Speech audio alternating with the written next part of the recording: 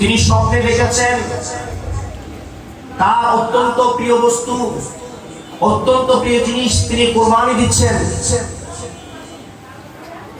এই ঘটনা অনেক লম্বা, আমি সংক্ষিপ্ত বিষয় তুলে ধরছি। হযরত ইব্রাহিম আলাইহিস সালাম আল্লাহর বন্ধু, আল্লাহর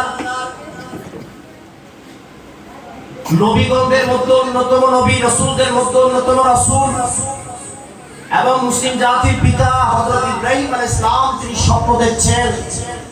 তিনি স্বপ্নের মধ্যে তার আল্লাহ রাব্বুল আলামিন তাকে বলছেন, ওহী নাযিল করছেন যে তুমি আমার রাস্তায় তোমার সবচেয়ে বেশি প্রিয় জিনিস তুমি কুরবানি দাও। যারা বলি সুবহানাল্লাহ। তিনি এক এক সময় এক একটা কুরবানি দিচ্ছেন, কিন্তু বাস্তব কথা হলো আল্লাহ রাব্বুল আলামিন তার সেই কুরবানিটা বলছেন না, আমি তোমাকে পশু কুরবানি দিতে বলি নাই, আমি তোমাকে ওট কুরবানি দিতে বলি নাই, আমি তোমাকে গরু কুরবানি দিতে বলি নাই, আমি তোমাকে বলেছি তোমার সবচেয়ে প্রিয় বস্তুটা তুমি আমাকে কুরবানি দাও। সর্বোপরি তিনি বুঝতে পারলেন আল্লাহ রাব্বুল আলামিন বলছেন মূলত তার সন্তানকে কুরবানি দেওয়ার জন্য। যারা বলেন না সুবহানাল্লাহ। অনেক লম্বা, আমি শুধু শাহাদাতে কারবালার সাথে সম্পৃক্ততা আপনাদেরকে একটু বুঝিয়ে দেওয়ার চেষ্টা করছি। হযরত ইব্রাহিম আলাইহিস সালাম বুঝতে পারলেন যে আল্লাহ রাব্বুল আলামিন মূলত আমার সন্তানকে কুরবানি দেওয়ার জন্য বলছেন। যারা বলেন না সুবহানাল্লাহ। এরপর আল্লাহর নবী হযরত ইব্রাহিম আলাইহিস সালাম তার সন্তান হযরত ইসমাঈল আলাইহিস সালামের কাছে গিয়ে বললেন, ও আমার সন্তান, আমি স্বপ্নে দেখেছি আমার সবচেয়ে প্রিয় তুমি, আমি তোমাকে আল্লাহর রাস্তায় কুরবানি দিচ্ছি। সুবহানাল্লাহ। তিনি এটা বলার পর তার সন্তান হযরত ইসমাঈল আলাইহিস সালাম বললেন, ও আমার পিতা, আপনি তো আল্লাহর নবী, আপনার স্বপ্ন তো সাধারণ স্বপ্ন নয়, আপনার স্বপ্ন সেটা ওহী। কারণ নবী রাসূল ঘুমালে কিছু নাজিল হলে সেটা ওহী হয়ে যায়। তাই নবী রাসূল উম্মতের মতো আমার সাধারণ কোনো মানুষের মতো নয়। জোরে বলি সুবহানাল্লাহ। এইজন্য নবী রাসূলের সাথে কারো তুলনা হয় না। হযরত ইব্রাহিম আলাইহিস সালাম স্বপ্ন দেখলেন তার প্রিয় বস্তুকে কুরবানি দিচ্ছেন, আর হযরত ইসমাঈল আলাইহিস সালাম তিনি বলছেন, ও আমার পিতা, আপনি যেভাবে স্বপ্ন দেখেছেন, আল্লাহ আপনাকে যে ওহী নাযিল করেছে, আল্লাহ আপনাকে যে হুকুম দিয়েছে, আপনি সেই হুকুমটা পালন করুন। সুবহানাল্লাহ। আমি আপনার সন্তান, আমি ধৈর্যশীলদের মধ্যে থাকব, আমি বিভ্রান্ত হব না, আমি ধৈর্য ধরব, আমি আপনার পরীক্ষায় আমি আপনার পাশে আছি। ও আমার পিতা, আল্লাহর হুকুম আপনি বাস্তবায়ন করুন। ঘটনা অনেক লম্বা। এরপর হযরত ইব্রাহিম আলাইহিস সালাম হযরত ইসমাঈল আলাইহিস সালামকে প্রস্তুত করলেন কুরবানি দেওয়ার জন্য। কুরবানি দেওয়ার জন্য প্রস্তুত হলেন, কুরবানি করবেন। আগে অনেক ঘটনা, কিন্তু আমি সংক্ষিপ্ত করে বলছি বোঝার জন্য। আপনারা কুরবানির মাসে হয়তো আলেম ওলামা থেকে এটা শুনে থাকেন, তাই আমি বিস্তারিত যাচ্ছি না। আল্লাহ পাক রব্বুল আলামিনের হুকুম বাস্তবায়নের জন্য হযরত ইব্রাহিম আলাইহিস সালাম তার সন্তান হযরত ইসমাঈল আলাইহিস সালামকে প্রস্তুত করলেন কুরবানি দেওয়ার জন্য। যখন তলোয়ার সামনে নিয়ে গেলেন কুরবানি দিবেন, এমন সময় রব্বুল আলামিন ডাক দিয়ে বলেন, ও আমার খলিল বন্ধু ইব্রাহিম, সাদ্দাকতা রুইয়া, তুমি তো মূলত স্বপ্নকে বাস্তবায়ন করেছো, আমার হুকুম তুমি পালন করেছো, তুমি সত্যায়ন করেছো। তোমার সন্তানকে তুমি কুরবানি দিতে হবে না, তুমি তোমার সন্তানকে কুরবানি দিও না। আমি তোমার এই কুরবানির মাধ্যমে কিয়ামত পর্যন্ত সবার জন্য শিক্ষা দিয়ে গেলাম, সবার আত্মা জীবন যেন আমি আল্লাহর জন্য কুরবানি হয়। আরে জোরে বলুন সুবহানাল্লাহ। কেননা মানুষের স্রষ্টা হলেন সৃষ্টিকর্তা মহান রব্বুল আলামিন। যিনি সৃষ্টি করেছেন তার জন্য জীবন উৎসর্গ করতে হবে। এই শিক্ষাটা আমাদেরকে শিখাচ্ছেন আল্লাহর নবীর মাধ্যমে। কেননা সাধারণ মানুষ আল্লাহর এই হুকুম পালন করতে পারবে না, অ্যাক্সিডেন্ট করবে। নবী রাসূল ছাড়া এই গুরুত্বপূর্ণ পরীক্ষা আর কেউ পাস করতে পারবে না। সুবহানাল্লাহ। ঠিক না বেটি? এটা ওনার পক্ষে সম্ভব হয়েছে। এবং তার সন্তান নবী বিদায় সম্ভব হয়েছে, ঠিক না? সাধারণ মানুষের পক্ষে এই ধরনের পরীক্ষা উত্তীর্ণ হওয়ার সম্ভাবনা নাই। তাই নবীদের মতো কোন উম্মত নাই। উম্মত কখনো নবীদের মতো হয় না, মানুষ কখনো নবীদের মতো হয় না। নবীদের শান ও মান আল্লাহর পক্ষ থেকে আলাদা। তাদের সিদ্ধান্তই আল্লাহর সিদ্ধান্ত, তাদের দোয়াই আল্লাহর কবুলিয়ত। তারা দোয়া করলে সেটা আল্লাহ কবুল করেন, তারা কথা বললে সেটা আল্লাহ শোনেন। তারা যা বলেন তা আল্লাহর বাণী, তারা যা করেন তা আল্লাহর কর্ম। আল্লাহ বলেন তাই তা করেন, আল্লাহর হুকুম ছাড়া তারা চলেন না। তারা তাদের উপর কন্টিনিউ আল্লাহর ওহী নাযিল হয়, আল্লাহর ওহীর মাধ্যমে তাদের জীবন পরিচালিত হয়। তাই তাদের জীবনের সাথে অন্য কোনো জীবনের তুলনা নাই, তাদের কর্মের সাথে অন্য কোনো কর্মের তুলনা নাই, তাদের কার্যক্রমের সাথে অন্য কোনো মানুষের কার্যক্রমের তুলনা নাই। জোরে বলুন সুবহানাল্লাহ। আল্লাহ বলেন, আমার নবী আপনি পরীক্ষায় উত্তীর্ণ হয়েছেন, আমি আপনাকে জান্নাত থেকে একটি পশু দিচ্ছি। এই পশুটা আপনি কুরবানি করুন, কিয়ামত পর্যন্ত সবার জন্য এই পশু কুরবানিটা আমি জারি করে দেব। সুবহানাল্লাহ। এখন আমাদের জন্য এই পশু কুরবানি আসছে। মূলত শুরুটা পশু কুরবানি দিয়ে শুরু হয় নাই, শুরুটা হয়েছে আত্মা জীবনের কুরবানি দিয়ে, ঠিক না বেটি? পশু কুরবানি হলো প্রতীকী কুরবানি। আজকে আমরা লক্ষ লক্ষ টাকা দিয়ে পশু কুরবানি দিচ্ছি, কিন্তু আমরা নিজেকে প্রশ্ন করছি না আমি নিজেই আল্লাহর জন্য কুরবান হয়েছি কিনা, আল্লাহ রাসূলের প্রেমে নিজের জীবন উৎসর্গ করছি কিনা, সেই খেয়াল ধ্যান আমাদের নাই। কিন্তু আমরা পশু কুরবানি দিচ্ছি। যতক্ষণ নিজের মনের কুরবানি দিবেন না, হৃদয়ের কুরবানি দিবেন না, আপনার পশু কুরবানিটা আল্লাহর দরবারে কবুল হবে না, ঠিক না বেটি? ঠিক, কখনো কবুল হবে না। এজন্য আগে নিজের জীবনের কুরবান। হযরত ইব্রাহিম আলাইহিস সালামের সেই ঘটনা জিলহজ মাসের 10 তারিখ ঘটলো। ইতিহাস কিভাবে মিলাচ্ছে দেখুন। আর শাহাদাতে কারবালা, আত্মা জীবনের কুরবানির সেই ঘটনা মুহররম মাসের পরবর্তী যে মাস, এই মাসের 10 তারিখে ঘটালেন। এদিকে হযরত ইব্রাহিম আলাইহিস সালামের সন্তান হযরত ইসমাঈল আলাইহিস সালামকে কুরবানি না দিয়ে পশু কুরবানির সিলসিলা জারি করলেন। আর এদিকে সবচেয়ে প্রিয় আল্লাহ যাকে ভালোবেসে কুল কায়নাত সৃষ্টি করেছেন, 18,000 মাখলুকাত সৃষ্টি করেছেন, সেই রাহমাতুল লিল আলামিনের আওলাদ আহলে বাইতের সদস্য যাদেরকে প্রিয় নবী সবচেয়ে বেশি ভালোবাসেন, যাকে বলেছেন ইন্নাল হাসানা ওয়াল হুসাইনা সাইয়্যিদা শাবাবি আহলিল জান্নাহ।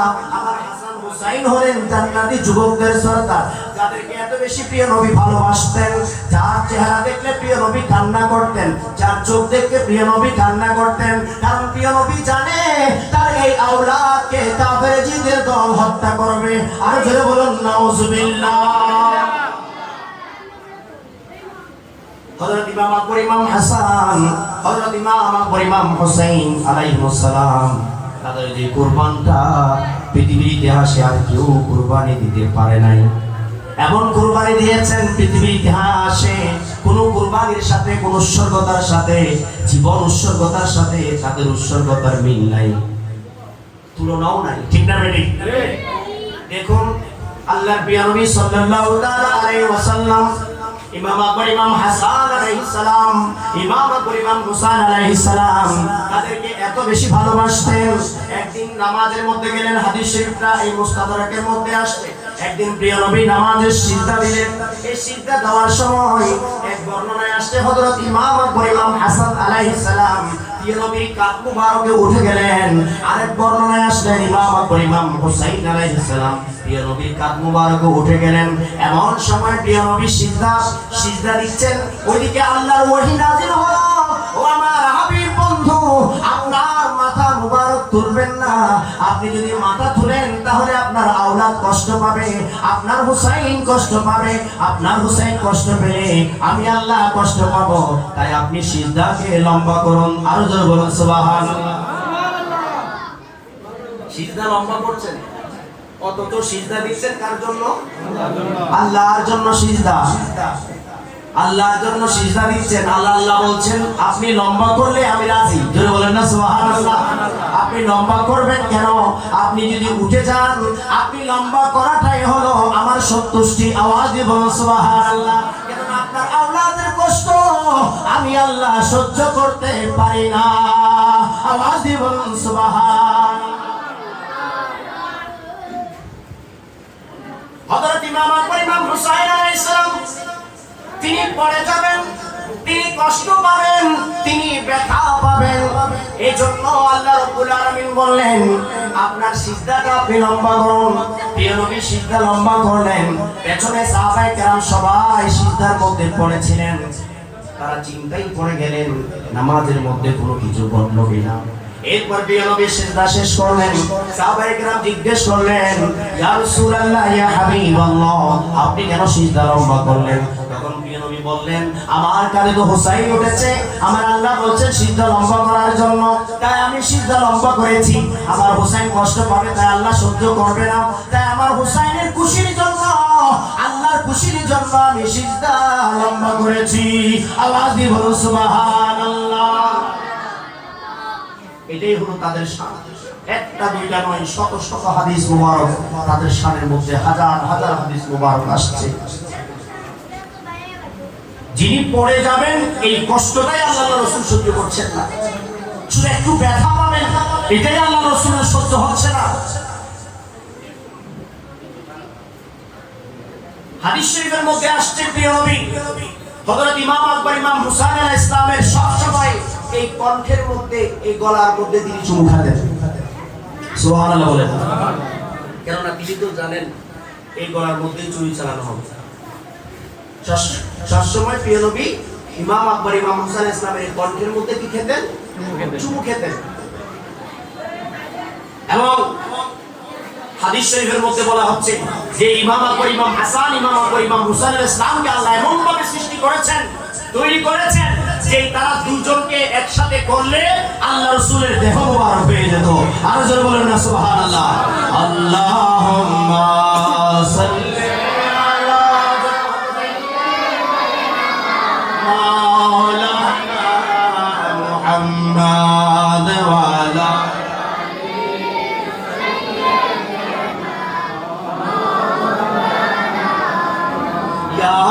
رسول اللہ حبیب خالق تاتوئی برگزیدہ ذوالجلال پاک بے ہم تاتوئی اللہ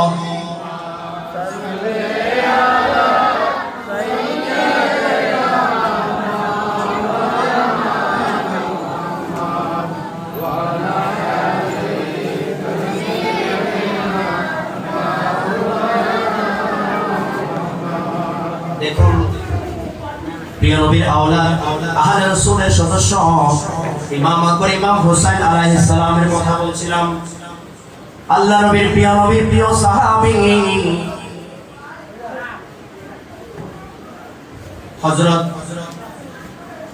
যায়েদ ইবনে আরকাম রাদিয়াল্লাহু তাআলা আনহু এবং আবু সাঈদ আল খুদরি রাদিয়াল্লাহু তাআলা আনহু, হযরত আবু যর গিফারি রাদিয়াল্লাহু তাআলা আনহু থেকে অসংখ্য হাদিস মুবারক বর্ণিত। ইমাম আকবর ইমাম হুসাইন আলাইহিস সালামের শাহাদাতের উপর, ইমাম আকবর ইমাম হুসাইন আলাইহিস সালামের শানের উপর বলা হচ্ছে আল্লাহর প্রিয় নবী রাউফুর রহিম সাল্লাল্লাহু তাআলা আলাইহি ওয়াসাল্লাম ইরশাদ করেন হুসাইনুন মিন্নি ওয়া আনা মিন হুসাইন। হুসাইন আমি নবী থেকে এবং আমার হুসাইন থেকে আমি নবী। আওয়াজ দিয়ে বলুন সুবহানাল্লাহ। কত সুন্দর হাদিস, হুসাইনুন মিন্নি ওয়া আনা মিন হুসাইন। হুসাইন আমার থেকে, আমি হুসাইন থেকে। এর অর্থ হলো যে হুসাইনের থাকবে, যে ইমাম আকবর ইমাম হুসাইনের পক্ষে সে আমার পক্ষে, যে ইমাম আকবর ইমাম হুসাইনের পক্ষে নাই সে আমি রাসূলের পক্ষে নাই। যে ইমাম আকবর ইমাম হুসাইন আলাইহিস সালামকে ভালোবাসবে সে আমি রাসূলকে ভালোবাসলো। যে ইমাম আকবর ইমাম হুসাইন আলাইহিস সালামকে ঘৃণা করবে সে আমি রাসূলকে ঘৃণা করলো। হাদিস শরীফ একটা নয়, এরকম হাদিস শরীফ অনেক আছে। হাদিসের প্রায় প্রত্যেকটা কিতাবে এই হাদিসগুলো বর্ণিত, কিন্তু আপনি আপনার পাশের মসজিদের জুমার মসজিদ থেকে আপনারা এই হাদিসগুলো কম শুনবেন। আপনাদের আশেপাশে থাকতে পারে, বাট বেশিরভাগ ক্ষেত্রে এই হাদিসগুলোকে গোপন করা হয়েছে। এত সহিহ হাদিস থাকা সত্ত্বেও এই হাদিসগুলো বর্ণনা হয় না। 10 মুহররম আসলে আপনি শুনবেন, এই 10 মুহররম আল্লাহ দুনিয়া সৃষ্টি করেছেন। এই 10 মুহররম হযরত আদম আলাইহিস সালামকে সৃষ্টি করা হলো। এই 10 মুহররম আদম আলাইহিস সালাম দুনিয়াতে আসলেন। এই 10 মুহররম হযরত ইব্রাহিম আলাইহিস সালামের ঘটনা। এই 10 মুহররম হযরত নূহ আলাইহিস সালামের ঘটনা। এই 10 মুহররম হযরত ইসমাঈল আলাইহিস সালামের ঘটনা। এই 10 মুহররম হযরত ইউসুফ আলাইহিস সালামের ঘটনা। এই 10 মুহররম মুসা আলাইহিস সালামের ঘটনা। এই 10 মুহররম হযরত ঈসা আলাইহিস সালামের ঘটনা।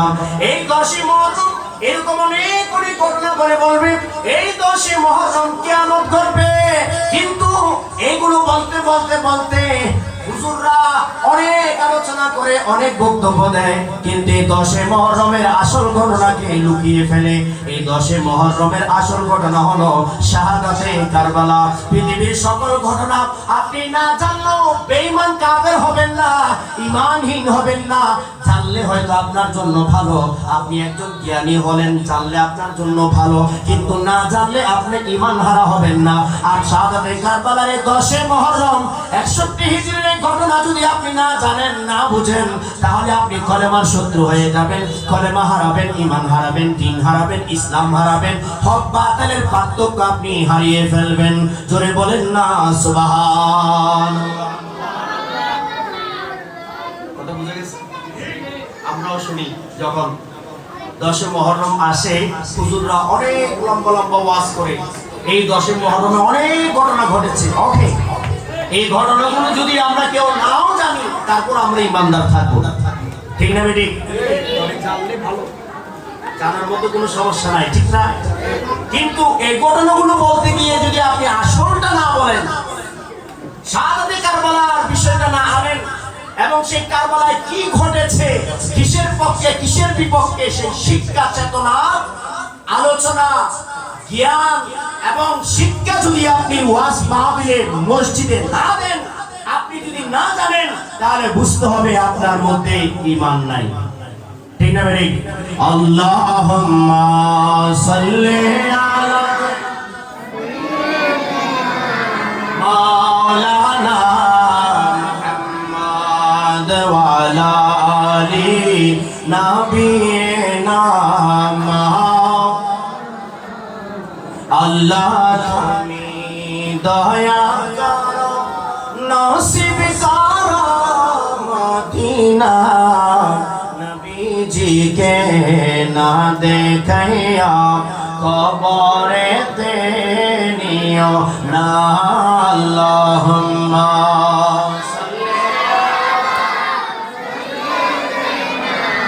মাওলানা মুহাম্মদ ওয়া আলা আলি।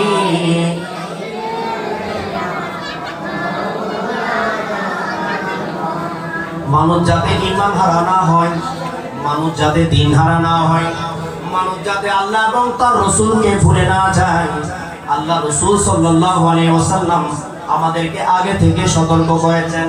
কেননা এমন সময় আসবে সেটা আল্লাহ রাসূল জানেন, তাই তিনি আমাদেরকে সতর্ক করছেন যাতে আমাদের ঈমানটাকে হেফাজত করি। সেই আল্লাহর রাসূল সাল্লাল্লাহু আলাইহি ওয়াসাল্লাম মক্কা বিজয় করার পরে বিদায় হজ করার জন্য আসতেন।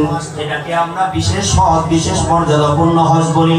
আল্লাহ রাসূল সাল্লাল্লাহু আলাইহি ওয়াসাল্লাম একবার সবাইকে নিয়ে হজ করেছেন। তিনি একবারই হজ করেছেন, ওই হজের মধ্যে আরাফাতের ময়দানে গিয়ে আল্লাহ রাসূল সাল্লাল্লাহু আলাইহি ওয়াসাল্লাম যেই উটনির উপরে তিনি চড়তেন, বাহন হতেন, যে উটনির উপর তিনি আরোহণ করতেন, সেই উটনির উপর আরোহণ করেছেন আরাফাতের ময়দানে গিয়ে। গভীর মনোযোগ।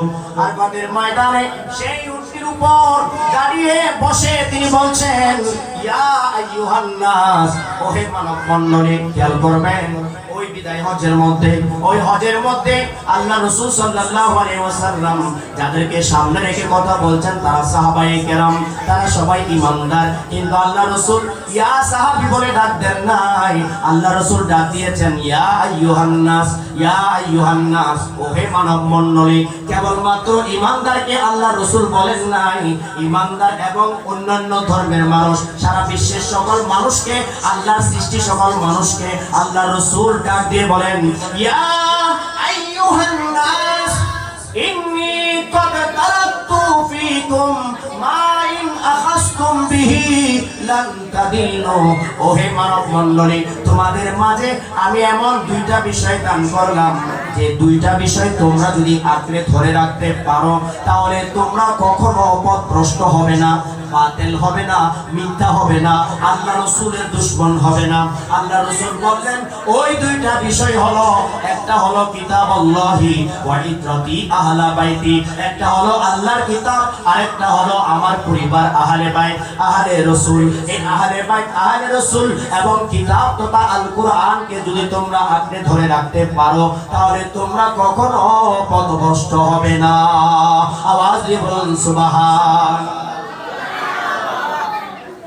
শুধু সাহাবী নয়, মানব মণ্ডলী সবাইকে বলছেন কোন মানুষও যদি আল্লাহ রাসূলের পক্ষে থাকে সে একদিন না একদিন নাজাত পেয়ে যাবে।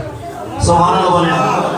যেমন ঘটনা দেখুন কারবালার ময়দানে ইমাম মুসা আলাইহিস সালামকে নির্মমভাবে শহীদ করার পর তার মাথা মুবারক তীরের আগায় নিয়ে অলিতে গলিতে রাস্তায় ঘুরে ঘুরে সবাইকে দেখাচ্ছে, দেখো দেখো ওহে বিশ্ববাসী, কুফাবাসী, দেখো আলে মুহাম্মদ সাল্লাল্লাহু আলাইহি সাল্লাম তারা তো প্রিয় নবীর নাম মুবারক ভালোভাবে নেয় না। আলে মুহাম্মদ বলে নবীর পরিবারের কি হাল করেছি তোমরা দেখো। এভাবে করে কুফার অলিতে গলিতে ইমাম আকবর ইমাম হুসাইন আলাইহিস সালামের মাথা মুবারক ঘুরিয়েছে। শুধু তা নয়, সেই ময়দান থেকে আমাদের আম্মা জান যারা শহীদ হয় নাই তাদেরকে বেইজ্জতি করে তাদের মাথা মুবারক থেকে ওড়না নিয়ে তারা এভাবে অলিতে গলিতে ঘুরিয়ে দেখিয়েছে। ইমাম হুসাইনুল আবিদিন আলাইহিস সালাম একমাত্র কারবালার ময়দানে তিনি শাহাদাত বরণ করেন নাই। ইমাম জয়নুল আবেদিন আলাইহিস সালাম তার পেছনে শিকল দিয়ে বেঁধে আল্লাহ রাসূলের পরিবারের সদস্যদের কি হালত করেছে, পেছনে শিকল দিয়ে বেঁধে গলিতে গলিতে ঘোরাচ্ছে আর বলছে দেখো আলে মুহাম্মাদের কি শাস্তি দিয়েছি, কি পরিণত হয়েছে। কাফের এজিদের বিপক্ষে বলার কারণে, এজিদের বিপক্ষে দাঁড়ানোর কারণে তাদের কি পরিণত হয়েছে দেখো। জোরে বলেন না নাউজুবিল্লাহ। কত নির্মম ছিল, কত নিষ্ঠুরতা ছিল। শুধুমাত্র শহীদ করে নাই, শুধুমাত্র হত্যা করে নাই, দেহ থেকে মাথা আলাদা করে ওই মাথা তীরের আগায় নিয়ে বল্লমের আগায় নিয়ে অলিতে গলিতে ঘোরানো এটা সাধারণ কোনো ঘটনা নয়। যারা অলিতে গলিতে ঘোরানো তারাও তো দাড়িওয়ালা ছিল, টুপিওয়ালা ছিল, পাগড়িওয়ালা ছিল, তারাও তো নামাজ পড়তো, তারাও তো রোজা রাখতো, তারাও বলতো লা ইলাহা ইল্লাল্লাহ, তারাও আল্লাহর নবীকে বলতো আমরা আল্লাহর নবীকে রাসূলকে নবী মানি মুখে বলতো, তারাও তো কলেমা পড়তো, তারাও তো ইবাদত বندگی করতো, তারাও তো কোরআনের হাফেজ ছিল, তারাও তো হাদিস শরীফ পড়তো এবং জানতো, হাদিস তাদের মুখস্থ ছিল এবং কোরআন মুখস্থ ছিল। এমন ব্যক্তিরাই বলছে আলে মুহাম্মদ নবী পরিবারের কি করেছি পরিণতি তোমরা দেখো। আর জোরে বলেন না নাউজুবিল্লাহ। এর মানে বোঝা গেল মুসলমান হলো সবাই আসল মুসলমান নয়। পাগড়ি থাকলে আল্লাহু আকবার বললে আসল মুসলমান হওয়া যায় না। তাই তো আমাদের কারবালা চিন্তা হয়, কেননা বদরের যুদ্ধে আল্লাহ রাসূলের বিরুদ্ধে যারা দাঁড়িয়েছিল তারা সবাই ছিল কাফের মুশরিক বেঈমান। আবু জেহেল, আবু লাহাব, উতবা, শাইবা তারা নিজেদেরকে মুসলমান দাবি করে নাই, তারা কাফের ছিল, মুশরিক ছিল। তারা স্পষ্ট হয়ে গেল বদরের যুদ্ধে প্রিয় নবীর বিরুদ্ধে যারা দাঁড়িয়েছে তারা সবাই ছিল কাফের মুশরিক। তাই এখানে বদরের যুদ্ধে হক বাতিল চিনতে কারো কষ্ট নাই। আল্লাহ রাসূলের পক্ষে যারা দাঁড়ায় হলো হক ঈমান আল্লাহর সৈনিক, আর আল্লাহ রাসূলের বিপক্ষে যারা তারাই হলো আল্লাহর দুশমন। ঠিক একইভাবে উহুদের যুদ্ধের মধ্যে যান, উহুদের যুদ্ধে আল্লাহ রাসূল সাল্লাল্লাহু আলাইহি ওয়াসাল্লামের বিপক্ষে যারা দাঁড়িয়েছিল তারা নিজেদেরকে মুসলমান দাবি করে নাই, তারা নামাজ রোজা হজ যাকাত আদায় করতো না, তারা কোরআনের হাফেজ ছিল না, তারা হাদিস জানতো না, তারা ছিল কাফের মুশরিক বেঈমান ইহুদি। এই মুনাফিক ওই কাফের এজিদের দল, অর্থাৎ ওই কাফের মুশরিকের দল আলাদা হয়ে গেল, আর প্রিয় নবী হলেন আলাদা। স্পষ্ট হয়ে গেল যে প্রিয় নবীর পক্ষে তারাই হলো আল্লাহর দল, আল মহান আল্লাহর দল, আর প্রিয় নবীর বিপক্ষে তারাই হলো আল্লাহর দুশমন। চিনতে কষ্ট হচ্ছে? বদরও চিনতে কষ্ট হচ্ছে না, উহুদও চিনতে কষ্ট হচ্ছে না। কেন না?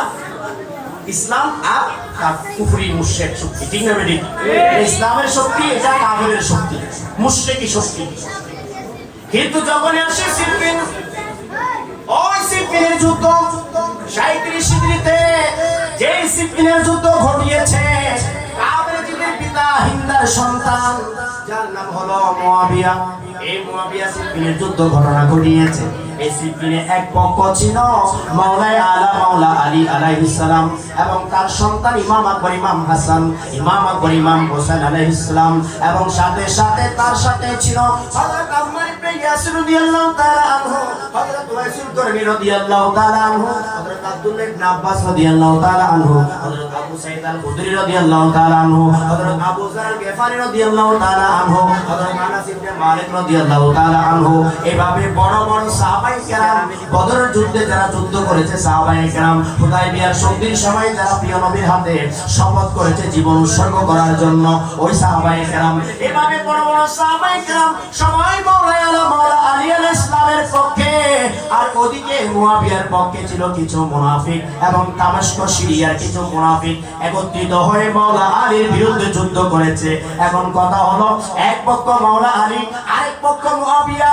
ওই মুয়াবিয়া তার সৈন্যরা, তারাও নামাজ পড়ে, তারাও রোজা রাখে, তারাও হজ করে, তারাও যাকাত দেয়, তারা লা ইলাহা ইল্লাল্লাহ বলে, তারাও নবী নবী বলে, তারাও বলে। কিন্তু কথা হলো, ওই মাওলানা আলা মাওলানা আলীর বিপক্ষে দাঁড়ানোর কারণে তাদের নামাজ কোরআন, তাদের নামাজ রোজা হজ যাকাত কোরআন সব কিছুই ব্যর্থ হয়ে গেল। ঠিক না বেঠে? স্পষ্ট হয়ে গেল যে মাওলানা আলী হলো এখানে প্রিয় নবীর প্রতিনিধি। প্রিয় নবীর প্রতিনিধির পক্ষে থাকাই হলো আল্লাহ রাসূলের পক্ষে থাকা। ঠিক না বেঠে? ওনার বিপক্ষে যাওয়া হলো আল্লাহ রাসূলের বিপক্ষে যাওয়া। সহজ কথা। কারণ যুদ্ধ যখন হয় পক্ষ কয়টা হয়? মাঝখানে কোনো মিডিয়া আছে নাকি? মিডিয়াম কোনো পক্ষ আছে? যেটা আমরা বলি যে উভয় পক্ষ মাঝামাঝি, এরকম আছে কিনা? আমাদের সমাজের মধ্যে দেখবেন অনেকে বলে আমি এই দলে আছি, এই দলেও আছি, এর মানে তার কোনো দলেই নাই। ঠিক না বেটি? তাকে কি বলা হয়? দায়িত্ব দেওয়া হয়। কোরআনের ভাষায় তাকে বলা হয়, এটা আমার ভাষা না, কোরআনের ভাষায় বলা হয়, হাদিসের ভাষায় বলে লা লা লা ইলাহা ইল্লাই ওয়া লা ইলাহা ইল্লাই। আল্লাহ বলছেন যে সে এদিকেও নাই এদিকেও নাই। কথাটা বুঝা গেছে? যে বলবে যে আমি দুই দলে আছি, এর মানে সে কোনো দলে নাই। এখন কথা হলো, সিফিনে মাওলানা আলীর পক্ষে যারা, তারাই প্রিয় নবীর পক্ষে, তারাই আল্লাহর পক্ষে। কোনো সন্দেহ আছে? কেননা একটু আগে বলেছি যারা আহলে বাইতকে আঁকড়ে ধরবে, যারা আহলে বাইতকে আঁকড়ে ধরবে তারাই নাজাত পাবে, তারা কখনো পথভ্রষ্ট হবে না। মাওলানা আলী হলেন আহলে বাইত। অতএব আহলে রাসূলকে আঁকড়ে যারা ধরেছে, আহলে রাসূলের পক্ষে যারা থেকেছে, তারাই নাজাত পাবে। জোরে বলেন সুবহানাল্লাহ। তাদের বিরুদ্ধে গেলে, তাদের বিরুদ্ধে গেলে জাহান্নামে, পথভ্রষ্ট, ধ্বংস, আল্লাহ রাসূলের দুশমন। ঠিক না বেটি?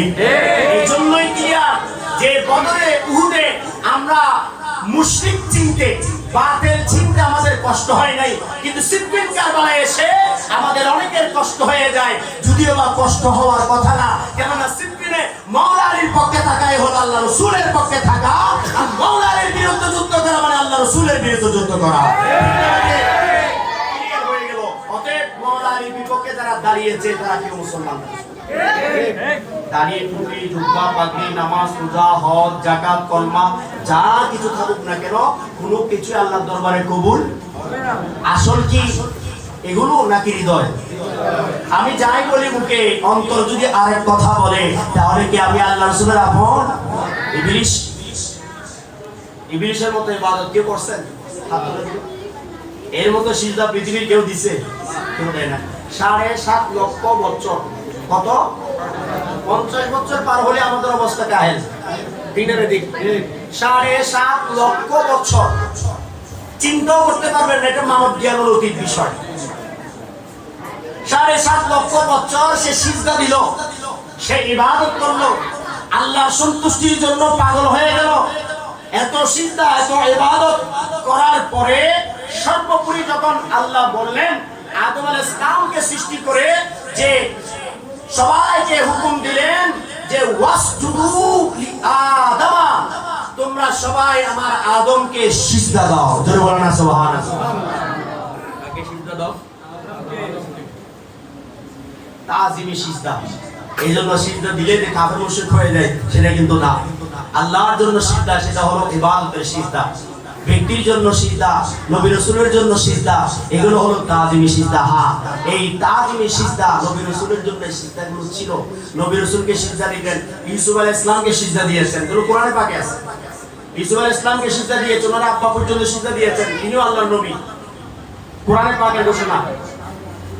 এর মানে যে তাজিমি সিজদা এখন দিতে হবে সেটা না, অর্থাৎ যে মাথা নোয়ালে আপনি শিরক করে দিবেন, এটা ইসলামের ফতোয়া না, এটা মানুষের মন গড়া ফতোয়া। আপনি মা বাবাকে সালাম করবেন, এখানে আপনাকে ফতোয়া দিয়ে দিবে আপনি শিরক করবেন। জোর বলেন নাউজুবিল্লাহ। কি রে ভাই, মা বাবাকে কেউ সালাম করলে পায়ে ধরে বা চুমু খেলে, মায়ের পায়ে যদি কেউ চুমু খায় সালাম করে, এটা কি মাকে কেউ আল্লাহ মনে করে? সহজ কথা, কেউ মা বাবাকে আল্লাহ মনে করে? তো আল্লাহ মনে না করলে তো হলো এটা সিজদা না, বা এটা মাথা নোয়ালে কোনো সমস্যা নাই। যার যার সমান তার তার। সাহাবায়ে কেরাম একজন অপরজনের পায়ে চুমু খাতেন, সাহাবায়ে কেরাম একজন অপরজনের হাতে চুমু খেতেন, এগুলো সুন্নাত। এখন যেটা সেটাকে সিজদা বানিয়ে ফেললো, যেটা সেটাকে শিরিক বানিয়ে ফেললো, মাথা নোয়াবেন, আপনি শিরিকের ফতোয়া দিবেন, তাহলে আপনার পেটে আর খাবার দেওয়ার দরকার নাই, কারণ মাথা না নোয়ালে কৃষকরা চাষ করতে পারবে না।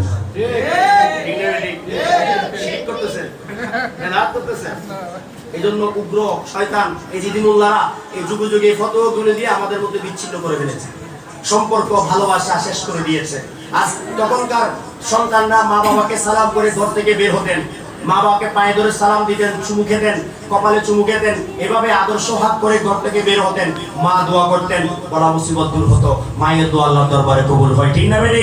পরীক্ষা দিতে গিয়েছেন, সন্তান মা বাবাকে সালাম করেছেন, পীর বুজুর্গকে সালাম করেছেন, মুরব্বী যারা এলাকার আছে তাদেরকে সালাম দিয়ে দিয়ে যেতেন। এভাবে সম্মান দিয়ে আদব দিয়ে তারা যেতেন, যার কারণে তাদের সবার দোয়া সন্তানের উপর ছিল। ঠিক না বেটি? এই যে কালচারটা, কত সুন্দর কালচার, একজন অপরজনের প্রতি ভালোবাসা, শ্রদ্ধা, সম্মান, এই কালচারটা এখন আমাদের থেকে উঠে গেছে। ওই মোল্লারা ইউটিউবে বসে বসে ফতোয়া মারে, আর আমরা সে মোল্লাদের ফতোয়ায় বলি এটা শিরক, এটা শিরক, এটা বেদাত, এটা বেদাত। এই বেদাত আর শিরকের ফতোয়ায় কোনো কিছু আর খাওয়াও যাবে না, কোনো কিছু করাও যাবে না। ঠিক না বেটি?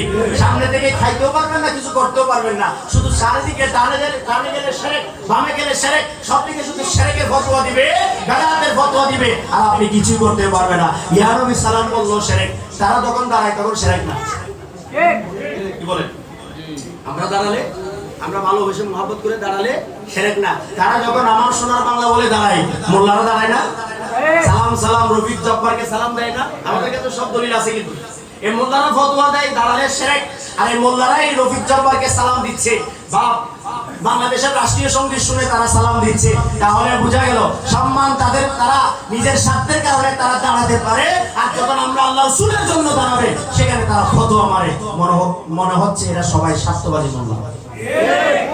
আল্লাহ এদের থেকে আমাদের ঈমানকে হেফাজত করুন, আমিন। কারণ এটাকে অসম্মান, দাঁড়ানোকে কেউ শিরক বেদাত বলতে পারবেন না, সাবধান। কেননা একটা শিক্ষক আসলে ছাত্র দাঁড়িয়ে যায়, শ্বশুর আসলে জামাই দাঁড়িয়ে যায়, বাবা আসলে সন্তান দাঁড়িয়ে যায়, একজন মুরব্বী আসলে এলাকার ছোট ছোট বাচ্চারা দাঁড়িয়ে যায়, সম্মান করে, তাজিম করে। এভাবে একজন মন্ত্রী এমপি আসলে তার কর্মীরা দাঁড়িয়ে যায়। দেখো এই দাঁড়ানো, এই সিস্টেমটা, এগুলো হাদিস শরীফের মধ্যেও আছে। তোমরা সম্মানী ব্যক্তি দেখলে তোমরা দাঁড়িয়ে যাবা। জোরে বলেন না সুবহানাল্লাহ। এটাকে শিরক বলা যায় না, এটাকে সম্মান, তাজিম বলতে হয়। তাই বলছিলাম আমাদের সমাজে এই ধরনের কুফতোয়া দিয়ে দিয়ে মানুষের ঈমান নষ্ট করছে, এই সুন্দর কালচারটাকে ধ্বংস করে দিচ্ছে। আল্লাহ আমাদের সবাইকে সুন্দর কালচারে ফিরে আসার তৌফিক দান করুক, আমিন। আল্লাহুম্মা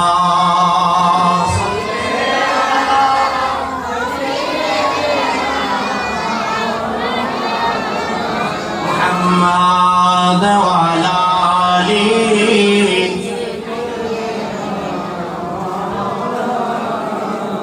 আল্লাহ বললেন ওয়াসজুদু লি আদম, তোমরা সবাই আমার আদমকে সিজদা দাও।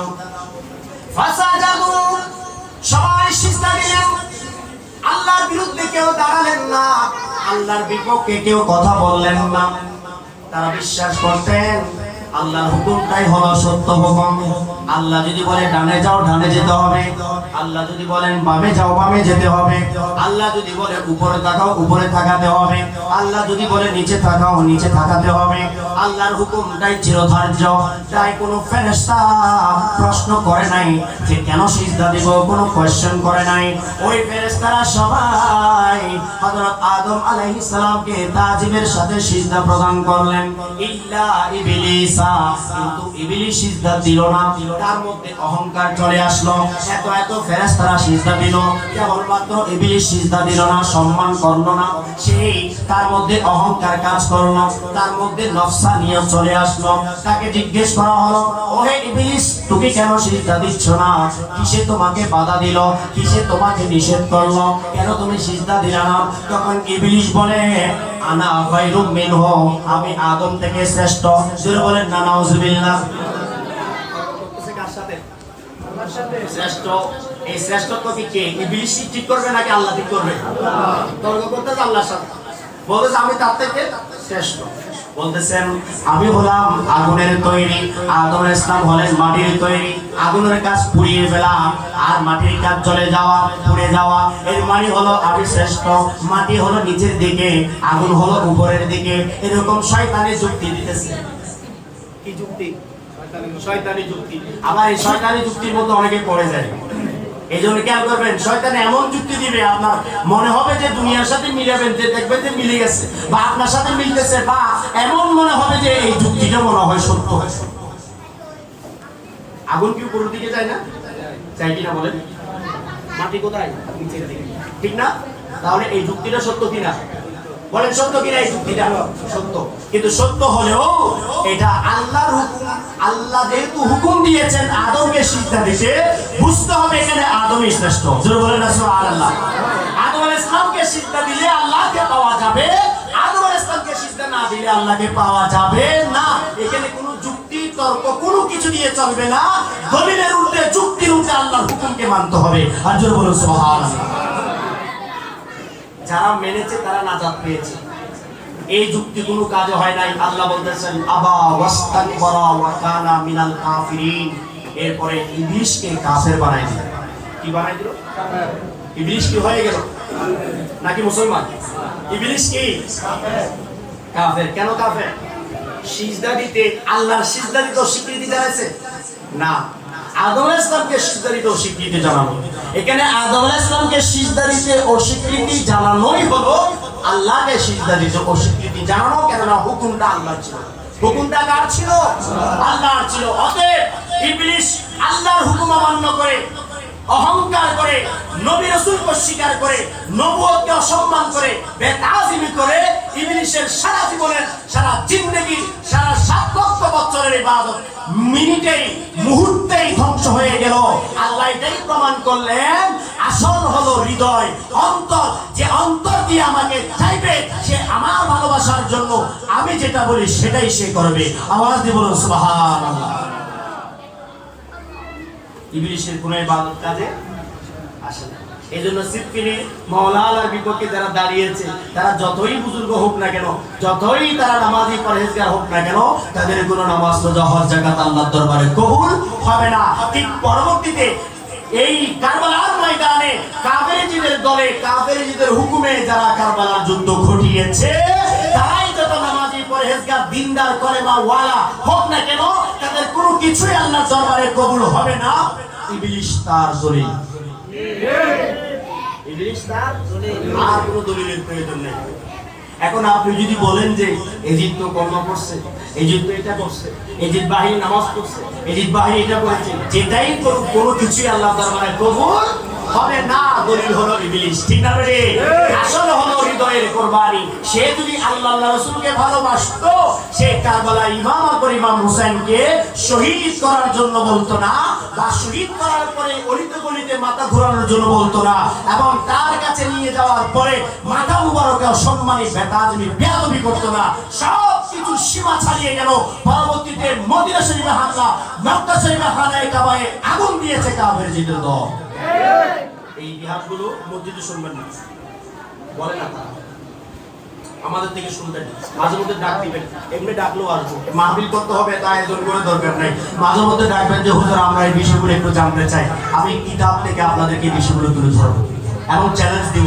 আমার এই বিষয়গুলো নিয়ে যদি কেউ চ্যালেঞ্জে বসতে চায় যে আমি কোরআন হাদিসের বাইরে আলোচনা করেছি, তার সাথে আমার চ্যালেঞ্জ থাকবে। আপনাদের দোয়া আমি ঢাকা বিশ্ববিদ্যালয়ে পিএইচডি করতেছি, ইনশাআল্লাহ যদি দোয়া করেন এই পিএইচডি আমি সম্পন্ন করতে পারবো। তবে আমি যা কিছু করছি এটা আমার জন্য কবি হচ্ছে, আমার মন চায় যে আমি আরো কিছু জানি, আরো কিছু করি, আরো কিছু অর্জন করি আপনাদের দোয়ায়। তা আপনারা আমাকে দোয়া করবেন যেন সর্বশেষ পর্যন্ত যেতে পারি ইনশাআল্লাহ। প্রিয় উপস্থিতি, তো বলছিলাম যদি কোনো বিষয় প্রয়োজন হয় ডাক দিবেন, আমি চলে আসবো, আলোচনা করব। তবে দেখুন আজকের মসজিদগুলোতে এই ধরনের আলোচনাগুলো হয় না, কাফের এজিদের কুফরিগুলো তুলে ধরা হয় না। এমনকি এজিদকে কাফের বলতে কার্পণ্য করে, অনেক সময় এজিদকে রহমতুল্লাহ বলে দেয়। জোরে বলেন নাউজুবিল্লাহ। কেউ যদি বলে এজিদ রহমতুল্লাহ আলাইহি, এর অর্থ কি? এজিদের উপর আল্লাহর রহমত নাযিল হোক, এটাই তো এর মানে। এজিদের উপর আল্লাহর রহমত নাযিল হোক। এজিদ মানে কে? এজিদ মানে আল্লাহ রাসূলের দুশমন। এজিদ মানে কে? সাহাবীদের দুশমন। এজিদ মানে কে? তাবিঈদের দুশমন। এজিদ মানে কি? খুনি। এজিদ মানে কি? জালেম। এজিদ মানে কি? স্বৈরশাসক। এজিদ মানে কি? মিথ্যা। এজিদ মানে কি? শয়তান। এজিদ মানে কি? কাফের। এজিদ মানে কি? মুশরিক। এজিদ মানে কি? মদদি শরাবি। এজিদ মানে হলো লুচ্ছা। এবং এজিদের এমন কোন অপরাধ নাই যে এজিদের ছিল না। আপনি বলছেন আল্লাহ তার উপর রহমত নাযিল করত, এর মানে বুঝা গেল আপনি এজিদের দল, ঠিক না? মানে নিজেই তো অপরাধ করছেন আল্লাহর উপর, আবার বলতেছেন আল্লাহ তাকে রহমত করত। জোরে বলেন নাউজুবিল্লাহ। এজিদের অপরাধের কোনো শেষ ছিল না। অনেক সময় হুজুররা বক্তব্য দেয় যে এজিদ মক্কায় এটা করছে ওটা করছে, এগুলো হলো দ্বিতীয় সাবজেক্ট। এজিদের সবচেয়ে বড় অপরাধ হলো আহলে রাসূলকে হত্যা করছে। খেয়াল করবেন, আহলে রাসূলের বিরুদ্ধে দাঁড়িয়েছে, এটাই হলো তার প্রথম অপরাধ। প্রথম কুফরি ঈমান ইসলামের বিপক্ষে তার অবস্থান ছিল। আল্লাহ রাসূল সাল্লাল্লাহু তাআলা আলাইহি ওয়াসাল্লাম বলেন, আমি তোমাদের মাঝে আমার আহলে রাসূলকে রেখে গেলাম, আমার কিতাবকে রেখে গেলাম। তোমরা যদি এই দুইটা জিনিসকে আঁকড়ে ধরতে পারো, কখনো তোমরা পথভ্রষ্ট হবে না, পথহারা হবে না। জোরে বলেন না সুবহানাল্লাহ। কেননা আহলে রাসূল হলেন পূর্ণ পবিত্র। আহলে রাসূলের মধ্যে কোনো নাপাকি নাই। এটা আমার ঘোষণা নয়, এটা আল্লাহ তাআলার ঘোষণা। সূরা আল আহজাবের 33 নম্বর আয়াত আল্লাহ রাব্বুল আলামিন বলছেন, ইন্নামা ইউরিদুল্লাহু লিইউযহিবা আনকুমুর রিজসা আলাল বাইত ওয়া ইউতাহহিরাকুম তাতহীরা। আল্লাহর কোরআন বলছে সূরা আল আহজাবের 33 নম্বর আয়াত, নিশ্চয় রব্বুল আলামিন আহলে রাসূলকে, আহলে বাইতকে পূত পবিত্র করেন। জোরে বলেন না সুবহানাল্লাহ। কি করেছেন? পূত পবিত্র করেছেন। দেখেন আমি আয়াত শরীফের ব্যাখ্যায় একটা হাদিস শরীফ আপনাদের কাছে আমি উল্লেখ করছি। এই আয়াত শরীফ যখন নাযিল হলো, আল্লাহ রাসূল সাল্লাল্লাহু আলাইহি ওয়াসাল্লাম তিনি মা উম্মে সালামা রাদিয়াল্লাহু তাআলা আনহার ঘরে ছিলেন। এই আয়াত নাযিল হওয়ার পরে আল্লাহ রাসূল সাল্লাল্লাহু আলাইহি ওয়াসাল্লাম ডাকলেন, হযরত মাওলানা আলা মাওলা আলীকে ডাক দিলেন, মা ফাতেমাতুজ জাহরা আলাইহিস সালামকে ডাক দিলেন, এরপরে ডাক দিলেন ইমাম আকবর ইমাম হাসান আলাইহিস সালামকে, তারপরে ডাক দিলেন ইমাম আকবর ইমাম হুসাইন আলাইহিস সালামকে। কয়জন হলো? বলেন কয়জন? 4 জনকে ডাক দিলেন। ডাক দিয়ে বলতেছেন, আল্লাহর দরবারে ফরিয়াদ করছেন, হাউলাই আহলে বাইতি, হাউলাই আহলু বাইতি।